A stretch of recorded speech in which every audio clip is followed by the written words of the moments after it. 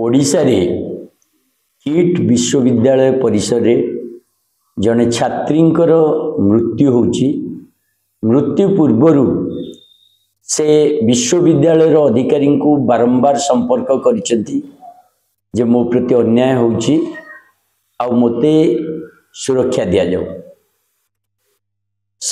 पूरा विश्वविद्यालय एथिरे नीरव रहिला आ बाध्य होई छात्री आत्महत्या करियो को बाध्य हेले।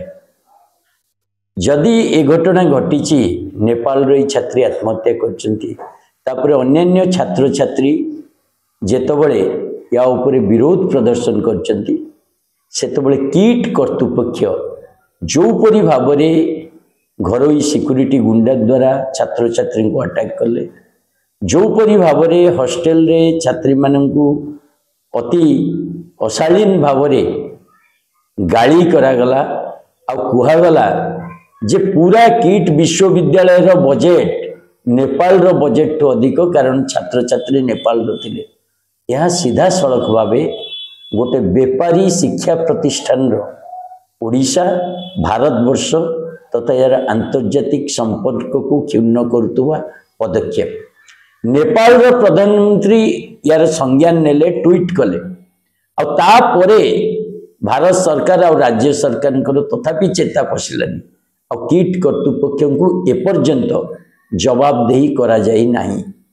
जेतबळे प्रश्न उठुची सेतबळे किछि लोक जो माने आर्ग्यू करचंदी जे किट हजार हजार आदिवासी छात्र छात्री को पाठ पढ़ाऊची, सेति पई ए सब घटना को चापी दबा दरकार। ए चापीबा घटना, ये जो घंटो घड़ेवा घटना, ये मोदी सरकार रो गोटे नीति हो जाइछि।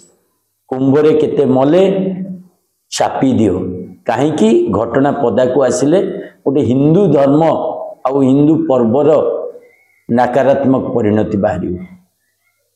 विदेश रु अमेरिका रु भारतीय माने बंधा ही आसिले हाथ गोड़, ताकू कोनोसी न्यूज़पेपर कोनोसी ये देखाओ नहीं, चापी दियो। कारण मोदी को समय भारतीय माने केमती बंधा है आसवे। सेमती ओडिशा रे गोटे शिक्षानुष्ठान जे सदाबले एडवर्टाइजमेंट दउची जे आमे नंबर 1 कोउथिरे नंबर 1 से माने जानिथिबे। आज जेतबले ता परिसर रे परि दायित्वहीनता जुगु गोटे अमूल्य जीवन चलीगला एवं हजार हजार छात्र छात्री को तमे साइंडाई करिगी सीधा सड़क नहीं कि कटक रेलवे स्टेशन छाड़ी देलो। का पाखे पैसा नहीं, का पाखे टिकेट नहीं, का पाखे रिजर्वेशन नहीं, से कथा भी चिंता कलेनी।